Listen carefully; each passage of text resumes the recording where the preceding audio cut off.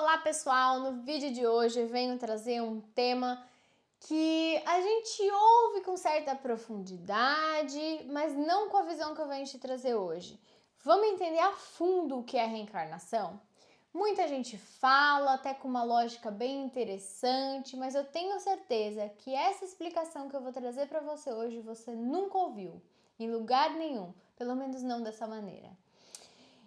Só é possível acreditar em reencarnação ou não quando se estuda profundamente o tema. Afinal, não podemos dizer que não gostamos de algo sem saber exatamente como aquilo funciona, certo? Esse é um estudo muito profundo e complexo, mas eu sempre tento aqui no canal de trazer de forma bem simples e resumida para vocês, no pequeno tempo que eu tenho, ok? Então, mesmo que você não acredite, que você entenda como ancestralidade, como eu já expliquei no vídeo de dívidas kármicas, lições kármicas e processos missionários, vai trocando esse conceito de reencarnação por essa lógica ancestral, se fizer sentido para você, conforme te ajudar, ok? E se você não acredita em reencarnação, se você me permitir apresentar esse tema para você de uma forma mais amorosa, de uma forma mais estruturada, vai ser um prazer para mim, tá? Se você me der essa chance. Eu não vou tentar aqui convencê-lo de maneira nenhuma, de nada. Nós respeitamos todas as religiões, ou religião alguma, se você preferir. Mas isso se estruturou e se estabeleceu na minha vida de uma maneira muito amorosa. Essa percepção me trouxe muito entendimento, me trouxe um significado maior para a vida. E é isso que eu vou compartilhar com vocês aqui hoje, tá bom? Então eu espero que você fique comigo até o final, porque até o final terá muito aprendizado, ok? Então vamos para lá no tema comigo hoje de uma forma bem simples, mas completa, no tema sobre reencarnação. Vem comigo!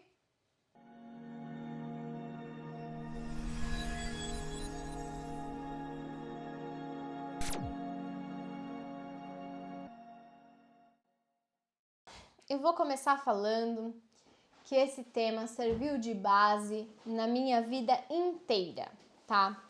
Esse tema me ajudou a encontrar uma lógica, um sentido para a vida, um sentido para a existência humana.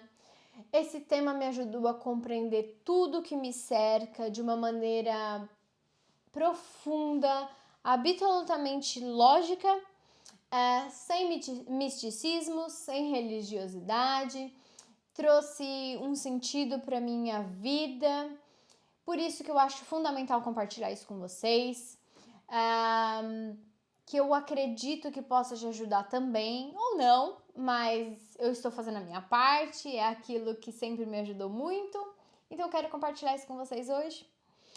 Eu lembro muito bem como isso mudou minha vida. Desde que eu era muito pequenininha, eu tinha mais ou menos uns 7 anos de idade, talvez. E eu lembro que eu estudava numa escola católica e eu fazia redações para as professoras sobre esse tema da reencarnação, porque eu não conseguia guardar esse tema para mim, eu não conseguia guardar tudo isso que eu estava aprendendo, que eu estava descobrindo só para mim. Então eu queria encaixar esse tema em tudo que eu pudesse. Em todas as reações. Acreditem, eu escrevi sobre isso, eu consegui encaixar isso até na redação do Enem. Falando em tudo isso, o que afinal é reencarnação? Para quem nunca ouviu falar em reencarnação, aqueles que acreditam na reencarnação trazem isso como um processo que possibilita com que o espírito retorne ao mundo físico após a morte do corpo carnal para um novo corpo físico. Então é um processo onde o espírito, após a morte do corpo físico, ele consegue vir à Terra com um novo corpo físico, passar por novas experiências. Quem acredita nessa teoria reencarnacionista diz que ela é regulamentada pela lei kármica, ou a lei do karma, como alguns conhecem. É um dos princípios, é um dos principais meios, né, o princípio de tudo para a evolução espiritual, né? Mas antes de eu falar especificamente sobre esse tema, eu quero te fazer uma pergunta. para você começar a refletir sobre isso, para nós refletirmos sobre isso. Quem é Deus para você? Se você pudesse explicar Deus com poucas palavras, como você descreveria Deus? Quais as características ou qualidades dessa energia, desse ser? Não importa. Tem gente que vai chamar de Deus, tem gente que vai chamar de universo, tem gente que vai chamar de várias coisas, não importa. O conceito de Deus que eu quero trazer aqui, eu quero que você tente definir aí na sua cabeça o que é Deus para você, tá? No meu aprendizado, naquilo que eu vejo, naquilo que eu acredito como Deus, que eu percebo na minha vida, que eu percebo nas coisas ao meu redor, e toda essa lógica que eu venho trazer bem estruturada para vocês gradualmente, Deus para mim não é um homem sentado num trono, julgando tudo e a todos. Mas para mim é como se Deus fosse uma representação de um pai amoroso, justo e sábio, ok? Então a gente só traz a figura de um homem ali para conseguir representar na nossa imagem, no nosso racional, para a gente conseguir entender melhor. Mas não necessariamente é uma figura humana como a gente conhece, tá? Uma energia sábia, justa e amorosa, que rege todo o nosso universo e outros universos e para-universos e multiversos, assim como a ciência já tem trazido hoje em dia. E eu quero que você veja se você concorda com isso. Se para você também é uma representação de amorosidade, de justiça e de sabedoria, ok? Então, eu acredito na reencarnação, deixando bem claro aqui. E eu não acredito num céu e num inferno, como algumas doutrinas pregam. Por quê? Por entender Deus como sendo amor e justiça, Ele não nos daria apenas uma vida, na qual nós teríamos que acertar qual religião nós iríamos ter ou não, qual profissão, toda a conduta de vida que nós teríamos. Deus, para mim, não faculta a todos. O que eu quero dizer com isso? Devido ao merecimento de cada um, nós deveríamos, então, já, se existisse um céu e um inferno, nós deveríamos nascer com as mesmas condições mentais, com as mesmas condições físicas, familiares, ambientais, financeiras, porque aí seria justo, no processo de comparação, entender, através dos nossos atos, já que todos iguais, quem poderia ir para o céu, quem poderia ir para o inferno. Mas não é isto que acontece que nós vemos na prática. Pessoas vêm com condições mentais, físicas, financeiras, familiares, ambientais, diferentes e muitas vezes completamente diferentes.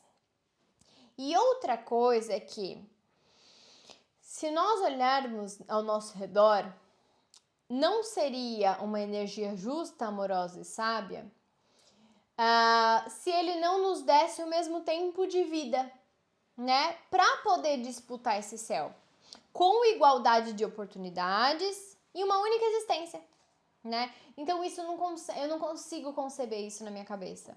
Então, por exemplo, nós nos deparamos com pessoas que moram debaixo de pontes, nós nos deparamos com pessoas que morrem de frio, de fome, que têm graves deformações físicas, mentais, que nascem em locais socialmente desestruturados, que passam por fome, por guerras, né? E nós nos perguntamos, é justo que seres que nascem nessas condições tenham que disputar o mesmo céu com aqueles que nascem em locais pacíficos, seguros, estruturados e famílias amorosas e sem nenhum tipo de deformação? Então, essas perguntas que eu sempre me fiz, e eu venho colocar essa reflexão para você começar a pensar também nisso, tá? Que nós nos baseamos na reencarnação, nós, eu digo eu, e as pessoas que acreditam no reencarnacionismo, e não no céu e no inferno. Porque ao concluirmos que alguém que desencarna, por exemplo, com 6 anos de idade, né? Teria conquistado o céu, por exemplo, em tão pouco tempo, enquanto o outro que desencarna com 70 anos, por exemplo, teve muito mais luta ou obstáculos uma vida muito mais longa para garantir o seu lugar no paraíso, né? E pode ter cometido mais erros nessa caminhada, enquanto uma pessoa que morreu aos 6 anos de idade não teve todos esses obstáculos para demonstrar através de suas ações qual seria a sua índole, o seu caráter, o seu comportamento, para determinar se iria para um lugar ou para o outro. Então percebe que, para mim, como poderia Deus ser justo concedendo tempos completamente desiguais para disputar esse céu, condições completamente diferentes, esperando que nós atingimos o mesmo objetivo em uma única oportunidade, uma única vida, né? É um jogo completamente desigual. Como um pai amoroso vai agir de determinada forma? Pensa num pai amoroso cujos filhos vêm errando em suas atitudes, constantemente errando, mas eles estão arrependidos e pedem ajuda. Como você acha que esse pai iria responder? Vocês acham que ele chegaria e falaria, vocês tiveram uma oportunidade de acertar, vocês erraram, então sinto muito, né? Vai todo mundo pro inferno. Vocês vão ter que pagar pelos erros que vocês cometeram e esqueçam que eu sou seus pais. Vocês estão condenados por toda a eternidade. Essa energia que eu acredito é uma energia justa e amorosa, onde eu acredito que ele coloque em prática todo o seu amor, sabedoria e justiça, concedendo perdão aos seus filhos, trazendo seus filhos para junto de si, orientando, dando uma nova chance de aprendizado.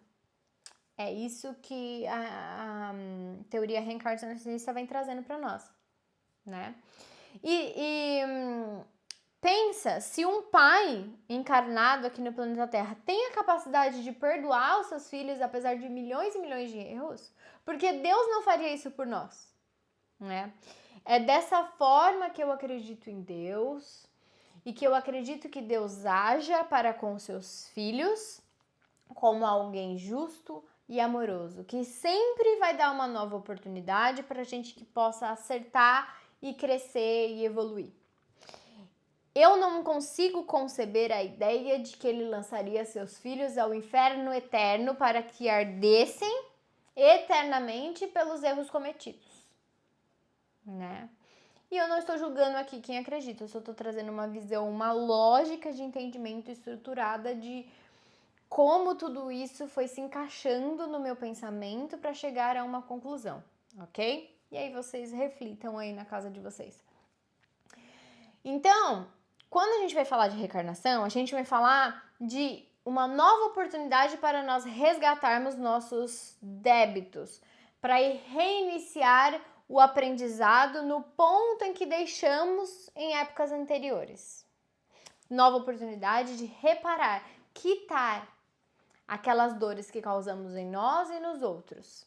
É uma chance nova para adquirir novos conhecimentos, a gente se desenvolve, a gente se aperfeiçoa, adquire novos talentos. E nós trazemos uma bagagem de talentos e aprendizados de outras existências.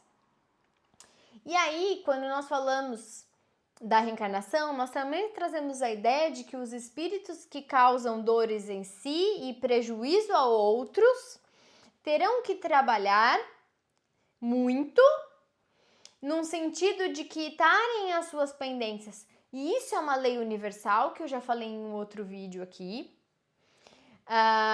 onde é preciso equalizar, quitar essas pendências para voltar ao equilíbrio natural do fluxo do todo, do universo, da consciência cósmica, como você queira chamar. Isso é uma lei natural que vai se restabelecer, querendo ou não. É uma lei que funciona e é aplicada nesta vida ou em outras existências. A contabilidade precisará ser zerada, tá? E às vezes esses seres que causaram muitas dores em si ou nos outros vêm com difíceis condições de sobrevivência. Muitas dívidas kármicas, que eu venho trazer também no vídeo de dívidas kármicas, lições kármicas e processos missionários para você entender melhor isso, tá? Mas a reencarnação, ela vem trazer um aperfeiçoamento espiritual real, verdadeiro. E aí é necessário o esquecimento de fatos ocorridos em reencarnações passadas. Aí vem a pergunta, mas Jéssica, por que a gente precisa esquecer das nossas experiências passadas? Será que a gente precisa mesmo? Por que a gente esquece, né? Vamos entender que somente tendo essas experiências passadas esquecidas, nós vamos estar livres da saudade, livre dos remorsos, livre das mágoas, livre dos vícios. Nós vamos conseguir agir com o nosso bom senso. O espírito vai conseguir conduzir a vida de uma maneira mais positiva, mais dentro do que é corretamente possível naquele momento, naquelas circunstâncias. Vai evitar repetir novas condutas que vão prejudicar ainda mais a sua evolução. Imagina se você se lembrasse e tivesse toda a sensação no seu corpo de um vício que você tinha. Quais são as chances de você não ter aquele vício novamente? Então, o véu do esquecimento é justamente para você se libertar de certas amarras para fazer aquilo que precisa ser feito, com o bom senso de uma nova oportunidade. Imagina o quão constrangedor seria viver numa reencarnação, numa nova reencarnação, com seres ao seu redor, principalmente família, né? Que é o que mais vem. Com pessoas que te prejudicaram em outras existências. Te prejudicaram seriamente, ou vice-versa. Como seria conviver com um pai, com uma mãe, com um irmão, com uma irmã, com um filho, com uma filha, sabendo que aquele ser te feriu profundamente em outra existência? Ou você o prejudicou seriamente em outra existência? Então, se houvesse a consciência desses fatos passados, a nossa conduta não estaria baseada no bom senso mais, né, na espiritualidade, mas sim seria a intenção exclusiva de sermos compensados ou compensarmos a pessoa que nós prejudicamos, né? Nós nos sentiríamos em débito constante com aquela pessoa. Nós estaríamos livres dentro do bom senso de fazer o que precisa ser feito. Ou nós iríamos querer nos afastar daquela pessoa que nos prejudicou. Como nós iríamos quitar esses débitos se nós não nos aproximarmos? Tentar criar um vínculo novamente de amor, desatar os nós feitos de intrigas e maus entendimentos, de dores e sofrimentos causados. Percebe? Então, isso contraria de maneira negativa toda a nossa caminhada evolutiva. Por isso que nós precisamos passar por esses esquecimentos.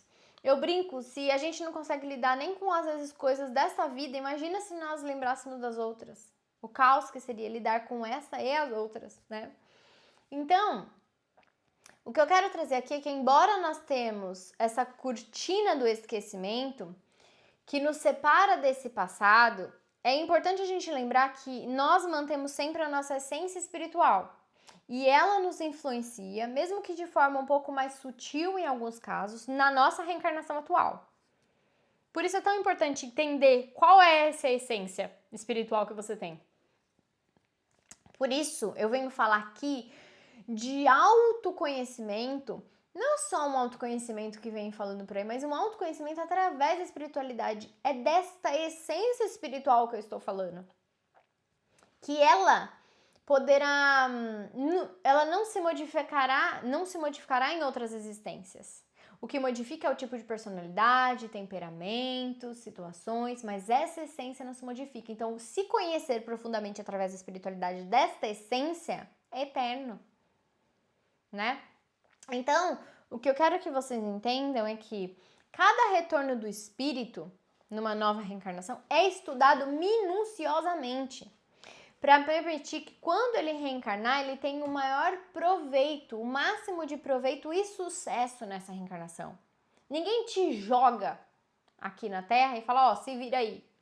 Há todo um processo de preparo para sua reencarnação, todo um cuidado, todo um planejamento. O campo espiritual, ele supervisiona o andamento de todo o plano que foi estabelecido para cada espírito através dos mentores, dos executores que acompanham a sua reencarnação. Você não está jogado aqui. Você tem seres que te acompanham num plano espiritual, que você recebe uma assistência, independente de qual procedimento que você esteja, dívidas, lições ou processos missionários, não importa. Todos nós temos uma assistência que começa desde um plano espiritual e até mesmo quando nós já estamos aqui, uma assistência de todo esse processo de reencarne até o fim da sua vida, né? Aí vem uma pergunta que muitos me fazem, mas Jéssica, quantas existências um espírito pode ter? Né?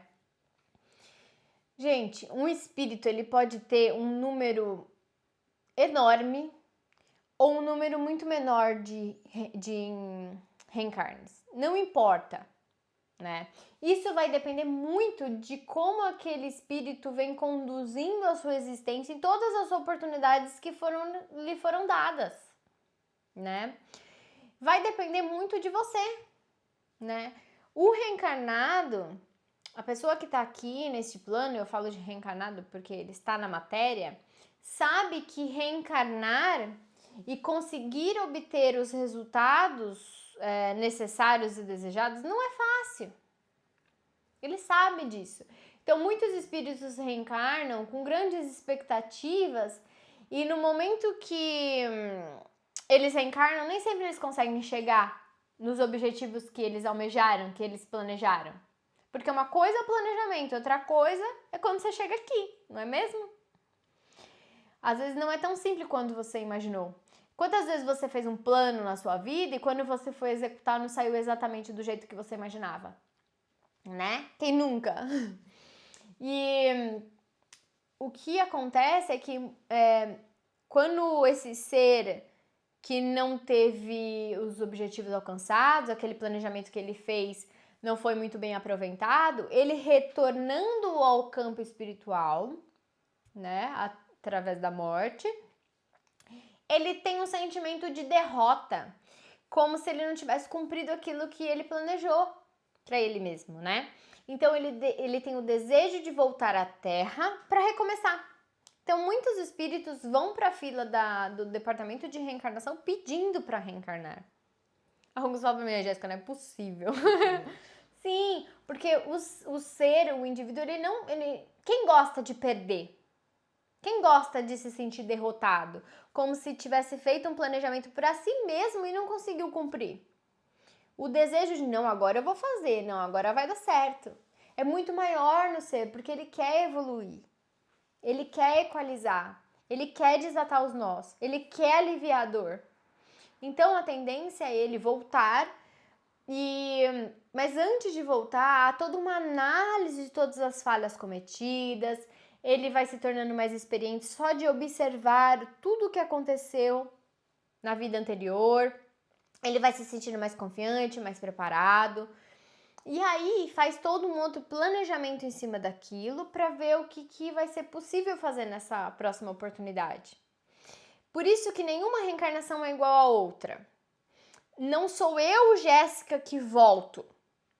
Eu, Jéssica, deste jeito, com esse temperamento, essa personalidade, essas características, esse rosto, esse corpo, esse ambiente onde eu tô, com esse marido, com essa mãe, com esse pai, com essa avó, essa estrutura nunca mais vai se repetir. Mas eu, em essência, espírito Jéssica, que foi Beatriz, que foi Maria, que foi Pedro, que foi Carlos, não importa, essa essência de todo esse aprendizado vai permanecer. Então, em outra existência vão se criar novas estruturas de temperamento e personalidade que vão ser melhor para o ser, que vão se encaixar melhor, sim. Mas a essência fica. E essa essência é manifestada em todas as reencarnações. Então, a partir do momento que você entendeu que nenhuma reencarnação é igual a outra e a finalidade da reencarnação é a evolução do espírito, existem necessidades que variam de uma existência para outra.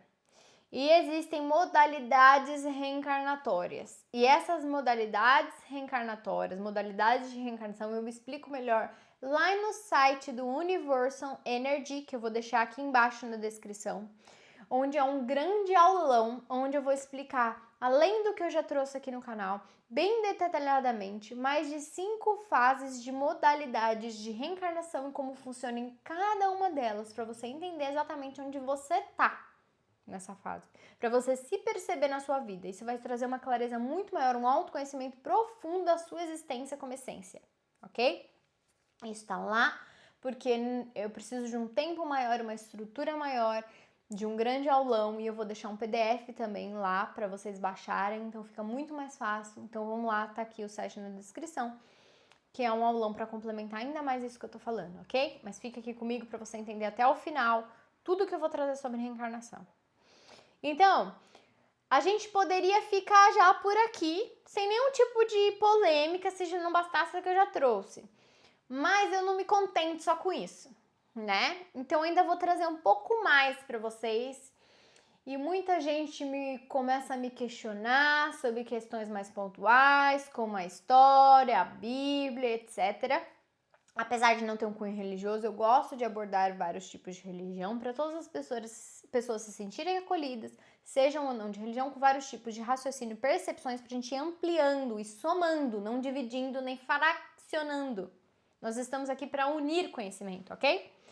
Então, uma das perguntas que me fazem é: Jéssica, a reencarnação está ou não está na Bíblia? Né? E aí, muitos estudiosos, pessoas que realmente vão na fonte dessas escrituras sagradas, sem a tradução, que se dedicaram a vida inteira nesses conhecimentos, nas comprovações, esclarecimentos da humanidade, elas trazem o seguinte: que a Bíblia aceitava a reencarnação até o segundo concílio de Constantinopla, por volta de 553 depois de Cristo. Até esse período era aceito a reencarnação. E isso é um fato muito desconhecido pela maioria das pessoas. Como isso aconteceu? Como isso se procedeu? Basicamente, de forma bem simples aqui, acontece que existia a esposa de um imperador bizantino chamada Teodora, que era uma ex-prostituta, que logo que ela subiu ao poder, ela mandou prender e matar algumas prostitutas da época que ela era prostituta, que a prejudicaram de alguma maneira. Cerca de umas 500, como dizem os estudiosos dessa área, que fizeram algum tipo de mal para ela. E durante toda a trajetória da sua existência, até então, ela tinha feito muitas coisas erradas, né? Então, quando ela ficou sabendo da lei da reencarnação, ou dessa parte reencarnacionista espalhada pelos escritos bíblicos, ela ficou extremamente brava e pediu para o seu marido, o imperador Justiniano, alterar essas escrituras. E Justiniano convocou o Papa da época para um concílio. E esse Papa, que foi o Papa Virgílio, ele não concordava com a alteração dessas escrituras, com tudo isso. O Justiniano, então, o prendeu, o torturou e deixou ele por muitos anos na cadeia, ok? Esse Justiniano convocou os bispos do Oriente, fez uma votação forçada e fez com que a reencarnação fosse retirada das páginas da Bíblia, inclusive excluindo textos extremamente importantes que falavam sobre a reencarnação. Ele tentou tirar tudo que englobava ou que dava algum indício de reencarnação. E depois do Justiniano matar mais de 30 mil homens em apenas um dia, o Papa Virgílio acabou cedendo para esse novo cristianismo. Então, a Bíblia que chegou até nós hoje passou por todos esses fatores, além das traduções, as diferenças de época, entre tantas outras coisas. Esta mulher fez isso porque a lei da reencarnação partia do pressuposto que ela pagaria por todos os maus que ela cometeu, né? Ela teria que equalizar todas essas formas, tudo isso que ela fez. E para ela não ser apontada por toda a sociedade que a acusava de todos esses crimes, todos esses atos, ela mandou retirar para como se fosse um cala-boca de toda aquela sociedade, ok? Isso alguns cientistas, historiadores da época nos trazem e vocês conseguem perceber um pouco mais sobre isso. Por isso, a gente tem sempre que observar o que tem sentido ou não dentro das coisas. Não importa se é um livro sagrado ou não. Nós temos os ensinamentos de Jesus que ainda estão bem conservados, mas existem mais estudiosos sobre o assunto que trazem, apesar disso, apesar de tudo isso foi retirado na época, ainda existem alguns indícios bem óbvios, de que a reencarnação está presente na Bíblia, tanto no Antigo Testamento quanto no Novo Testamento, tá? E é aquilo, mais uma vez, gente, ampliem a visão. Eu não estou aqui para convencer ninguém, eu estou trazendo o que estudiosos apontaram e vem trazer, eu quero que vocês percebam e analisem, ok? O que faz mais sentido com o que vocês veem ao redor. E aí, se a gente observar o texto Êxodos que eles trazem para nós, quando ele fala dos mandamentos, ele tem uma parte que ele fala assim, que a terceira e a quarta geração irão expiar, irão receber a culpa da primeira geração dos antepassados. E alguns estudiosos defendem, mostrando que há uma sequência, percebe? Terceira e quarta geração, e a terceira e quarta geração irão responder e expiar pelos atos da primeira geração. E aqui vem trazer uma sequência que mostra que nós somos herdeiros do nosso passado, estamos novamente no nosso presente construindo o futuro, percebe? E no Novo Testamento vem trazer um diálogo mais claro e objetivo de Jesus, onde ele não mede tantas palavras quando ele vem falar a necessidade de 2 nascimentos. Ele traz lá o nascimento da água e o nascimento do Espírito. Vocês já devem ter visto esse trecho, que mostra claramente o nascimento da água como o nascimento de volta ao útero, né? Então, ele vem falar de um nascimento biológico, físico, que como único capaz de resolver certas questões e dá uma continuidade ao nosso aprendizado, entrando em tudo aquilo que nós já falamos anteriormente, certo? Sobre a prova da justiça de Deus, renovando as possibilidades, o nascimento físico e o nascimento do espírito, que ele vem trazer como essa frase que eu falei para vocês. Como todo livro sagrado ou não, cada vez que ampliamos, quando a gente amplia a nossa consciência, nós vamos se deparando com novas formas de enxergar e interpretar as coisas. Então, vocês já pegaram um livro, qualquer ensinamento, qualquer estudo, e leu em determinada época. Conforme você vai adquirindo mais percepções de outras culturas, de outros aprendizados, e você vai olhando ao seu redor o que acontece no momento presente, como aquela visão que eu trouxe de Deus amoroso, justo e estável lá do começo, e você vai batendo as informações, quando você pega aquele livro para novamente, você tem às vezes uma nova interpretação, né? Que é como você entende e interpreta aquilo. E a nossa percepção é aquilo se modificou, que está escrito lá? Não, aquilo continua a mesma coisa, mas o significado de mundo que nós damos para aquela informação e para nós mesmos se modifica, se amplia, percebe? Ainda alguns estudiosos trazem que é muito tratado a reencarnação com o nome de ressurreição, né? Alguns falam ressurreição, outros falam reencarnação. A questão aqui que eu quero trazer para vocês é que a palavra reencarnação, ela foi criada por Allan Kardec por volta de 1860 e ela não tem como constar na Bíblia ou em livros sagrados, porque é uma palavra que vem em 1860, após essas escrituras, né? Mas muitos estudiosos afirmam que existem palavras sinônimas à reencarnação na própria Bíblia. Por exemplo, a palavra renascimento, a palavra geração, onde traz um significado amplo, geração, não só como uma geração sanguínea, mas uma geração do espírito, né? E nós temos vários estudiosos que estudam a Bíblia, como eu falei, no seu original, em hebraico, sem as traduções, que trazem que na cultura hebraica mais antiga, eles tinham o costume de meditar sobre o tema reencarnação. Eles conversavam sobre a reencarnação, mas eles não acreditavam na necessidade de ficar falando abertamente sobre esse tema, porque eles entendiam que isso era um conhecimento profundo, que somente os grandes estudiosos e sábios deveriam ter aquela informação, e porque se eles começassem a divulgar isso publicamente, isso iria distrair a população das suas obrigações familiares e sociais.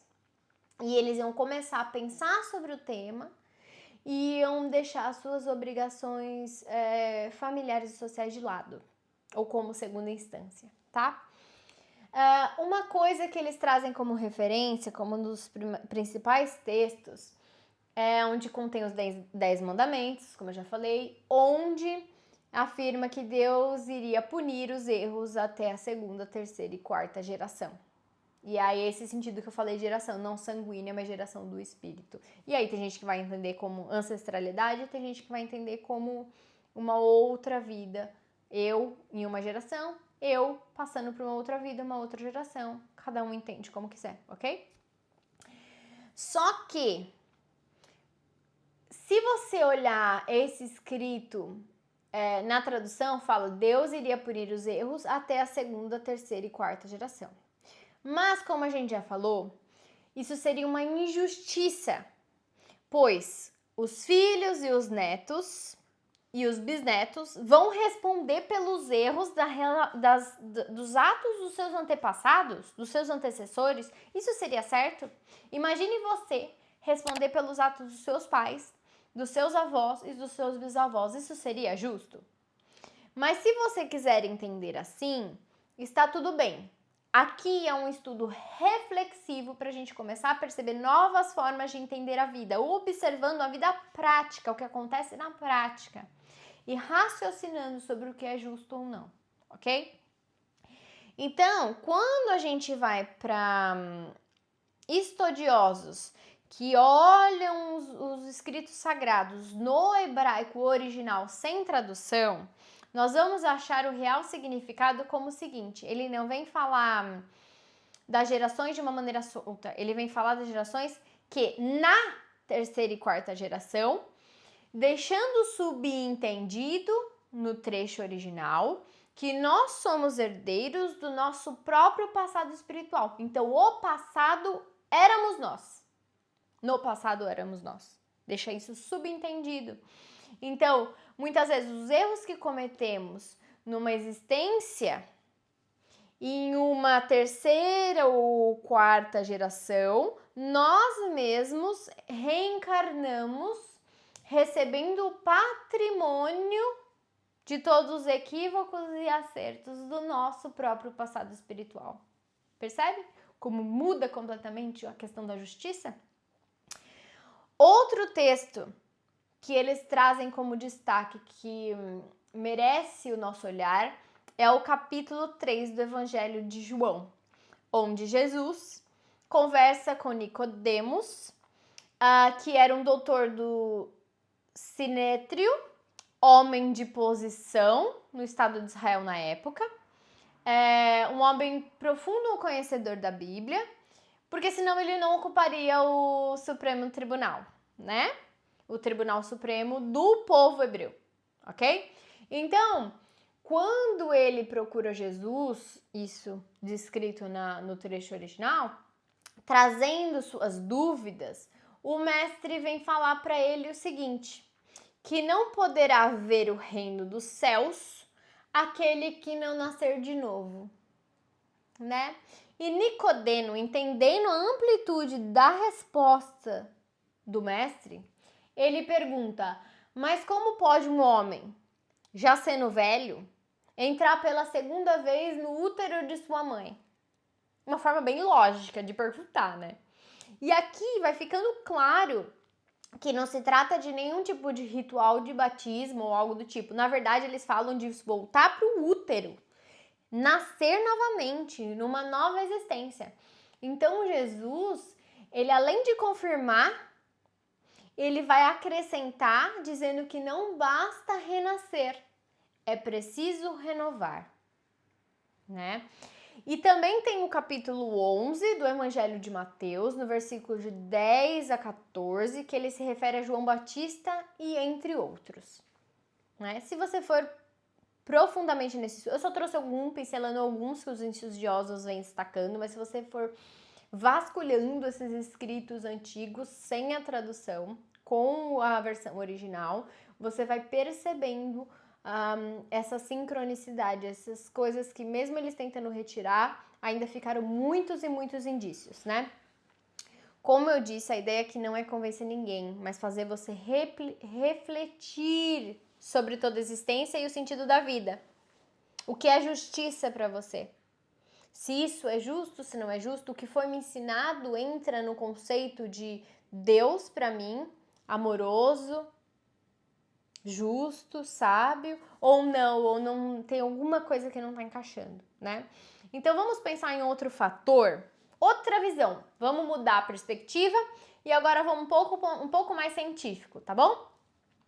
Quando a gente pensa na ciência, a ciência ela demonstra e aceita a genética como uma forma de desenvolvimento humano, de evolução humana. Até aí, tudo bem? Todo mundo entende isso. Então, comprovadamente, a ciência vem trazer que as células do meu corpo físico são compostas pelas células do meu pai, material genético emprestado ou doado pelo meu pai e pela minha mãe, né? Então, eles emprestam material genético para a composição do meu corpo físico. Então, se eles doaram esse material genético, como eu falei lá no começo, para mim, eu tenho em mim a composição do material genético do meu pai e da minha mãe. E o meu pai e minha mãe têm a composição genética dos pais e das mães deles, que tem dos avós e dos bisavós. Então, em mim está toda uma ancestralidade da minha mãe, do meu pai, da minha avó, do meu avô, por parte paterna, por parte materna, bisavós maternos, bisavós paternos e por aí vai, infinitamente. Isso a ciência já entende e já comprova, ok?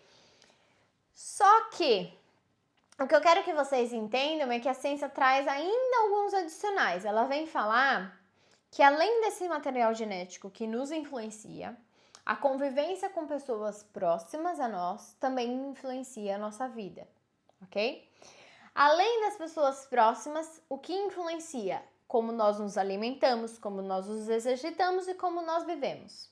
Mas se fosse somente as condições da composição genética, do meio pelo qual você se encontra, os alimentos que você tem e como você exercita e vive, se fosse somente isso, pessoas em condições totalmente desfavoráveis, né, com material genético não tão inteligente, não tão favorável, com uma alimentação totalmente precária, em condições totalmente precárias, com pessoas ao redor muito similares ou piores que ela, não teriam gênios nesse lugar, não teriam inventores, não teriam grandes líderes. E o inverso também aconteceria. Pessoas em condições completamente favoráveis teriam quase que uma obrigação de genialidade, de inventar algo, de se tornar um grande líder, um grande executivo, uma grande personalidade, né? E não é exatamente isso que acontece. Esses seres brotam de vários lugares em várias condições completamente diferentes. E se a gente fosse pensar somente nas condições de temperatura e pressão, como os cientistas trazem, se tudo tivesse sob a influência de X ou Y, todos seriam iguais. Então pensa que as condições que o Einstein nasceu, com o material genético que ele nasceu, todos os irmãos dele deveriam ser Einsteins também, não é mesmo? Porque é o mesmo padrão genético, são as mesmas condições, mesmas pessoas que convivem, mesmo tipo de alimentação, mesmo tipo de educação. E não é isso que acontece na prática. Como você também explica irmãos completamente diferentes? São criados na mesma família, com a mesma alimentação, com a mesma educação. Vamos além? Como explicar gêmeos idênticos com o mesmo genoma e comportamentos e essências completamente diferentes? O espírito dele, a essência dele, do Einstein ou de qualquer ser, já pré-existia em um campo espiritual e trouxe com ele toda uma bagagem espiritual, emocional, de aprendizados, de erros. Teve experiências, teve saberes, teve falhas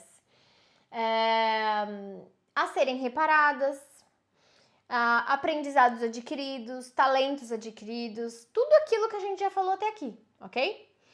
Então, o que eu quero trazer para vocês ainda é que temos relatos científicos comprovados que não existe interesse em ser falado sobre a reencarnação, como o caso de Shanti. Shanti era uma mulher indiana que nasceu em dezembro de 1926, que tinha lembranças vivas das suas memórias de outra vida, né? Essa menina, ela ficou conhecida no mundo inteiro como um dos maiores casos de reencarnação. Os casos mais raros, o caso mais raro de reencarnação. Shanti, ela contava sobre a sua vida passada, ainda quando ela era muito criança, antes de completar mais uns 4 anos de idade. E ela foi investigada até pelo grupo de confiança de Mahatma Gandhi, né?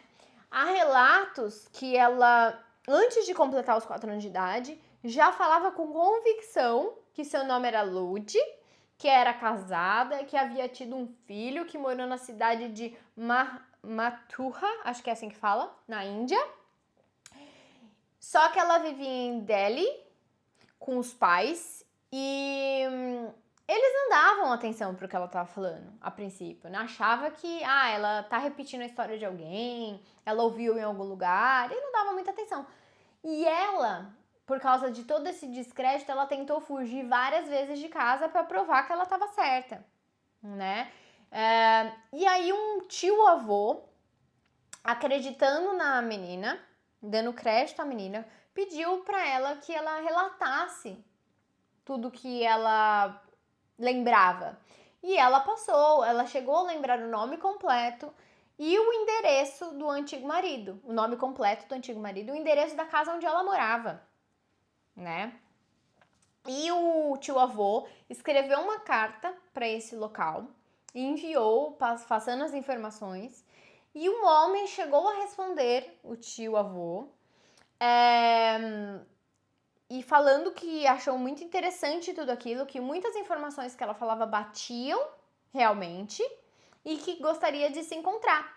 Então, eles marcaram, de forma bem simplificada, eles marcaram um encontro, né? Ela foi até a Índia, ela identificou aquela comunidade, ela conseguia entender o dialeto daquele local, que era diferente de onde ela veio.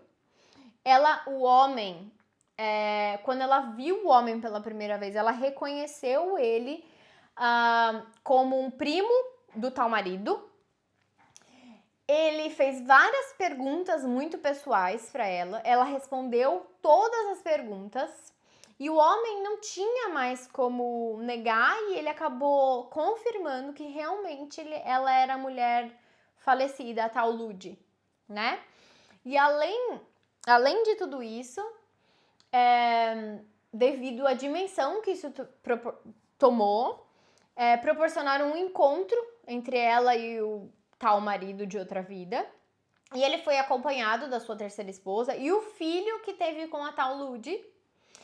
E Shanti, que é a mulher, né, a criança nessa vida, que era a Ludi em outra vida, ela, quando viu o tal marido, chorou muito ao se deparar com ele. Ela reconheceu ele, chorou muito.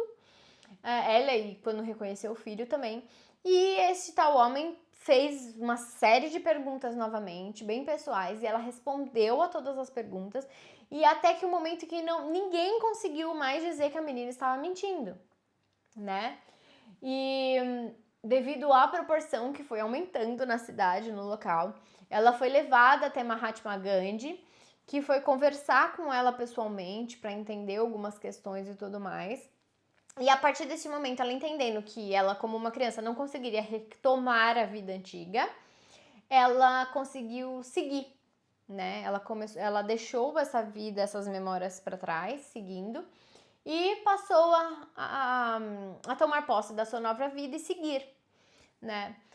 E a cidade lembra de todos esses acontecimentos, mas essa história foi seguindo. Só que no final da década de 50, um repórter resolveu reviver toda essa história entre Shanti e Ludi, né? Esses dois personagens, onde encontrou essa moça, moços depois, trabalhando num departamento, enfim, e ela não queria mais falar sobre o assunto, porque isso já causou muito sofrimento, muita dor, ela teve que esquecer tudo isso, e com certeza lembrar de tudo isso não é agradável, como a gente já tratou isso no vídeo de hoje. Muitos escritores e pessoas foram até a Índia para tentar descobrir se aquilo era uma farsa ou não, mas nada foi encontrado que mostrasse ao contrário, que mostrasse que aquilo era uma farsa. Nada que pudesse comprovar que aquilo fosse uma mentira, né? E, inclusive, teve um estudioso sueco, eu não sei pronunciar o nome dele, mas eu vou deixar aqui, que foi até lá, foi pessoalmente até lá pra entender essa história e ver se realmente era legal, se era real, estudando minuciosamente todos os fatos. E qual foi a conclusão dele? Pra ele, é um caso de reencarnação comprovado e completamente explicado, né? Então, assim, existem muitos relatos sobre isso. Só que isso não é muito divulgado, é só para realmente ter interesse quem vai a fundo nessas informações. Então, busquem o caso dessa menina, quem tem interesse. Existem outros casos não tão fortes e tão comprovados quanto esse, mas existem, que é muito bem retratado no documentário do Netflix chamado Vida Após a Morte. É um documentário, é uma série, né? É uma série na Netflix que vem mostrar outros casos parecidos com o dessa menina, trazendo os personagens e mostrando para vocês como isso aconteceu, como isso desenvolveu, como os pais descobriram essas questões, como os filhos relataram essas questões e qual foi o desenrolar de tudo isso. Então, para quem tiver interesse em saber mais, assista o Vida Após a Morte. Eu vou deixar um nome aqui para ninguém na descrição para vocês lembrarem, anotarem. Mas para finalizar o nosso tema de reencarnação de hoje, eu quero finalizar com uma frase de um cientista. Ele é cientista, reencarnacionista. Ele era um cientista que não acreditava em reencarnação. Que, por não acreditar, mas ter vários acontecimentos na cidade, várias coisas, vários fenômenos paranormais acontecendo, ele foi investigar tudo isso e escreveu e documentou a doutrina espírita que existe hoje, através dos livros de Allan Kardec, mas ele era um cientista, para quem não sabe. Eu quero trazer uma frase desse cientista reencarnacionista Allan Kardec, que é: a reencarnação é uma questão de justiça, ok? É isso que eu quero que vocês fiquem com essa mensagem de hoje. Avaliem se não existir todo esse processo reencarnatório, se tudo isso for uma mentira, se for uma farsa, como nós vamos explicar a realidade que nós vemos hoje? Tanto sofrimento, tantos acontecimentos, tantas coisas que nós, por não entendermos, consideramos injustas, mas a partir da reencarnação traz um entendimento de justiça, amorosidade e novas oportunidades para quitar débitos de outras existências e entrar num processo de evolução do espírito do ser humano, ok? Eu espero que vocês tenham gostado. Deixa aqui o seu like se você gostou, se você conseguiu entender. Deixa aqui nos comentários como você se percebe, o que você tem de percepção sobre isso. Se você tem mais alguma coisa a adicionar, deixa aqui para ajudar as pessoas a se perceberem, ajudar as pessoas a entender melhor. Se você tem algum filme, algum documentário que mostre melhor isso, para ajudar as pessoas a perceberem novas percepções de mundo, vamos agregar, vamos se unir, vamos entender, vamos se ajudar. Se você é novo no canal, se inscreve aqui no canal, ativa o sininho para as notificações e não esquece, lembra de passar lá no nosso site, Universo Energia, que eu vou deixar aqui na descrição para saber ainda mais de todo esse processo reencarnatório, quais são as fases, qual delas você possa estar, tá bom? É um conteúdo bem legal, um aulão que eu preparei pra você, tá bom? Um beijo, tchau, tchau, até o próximo vídeo.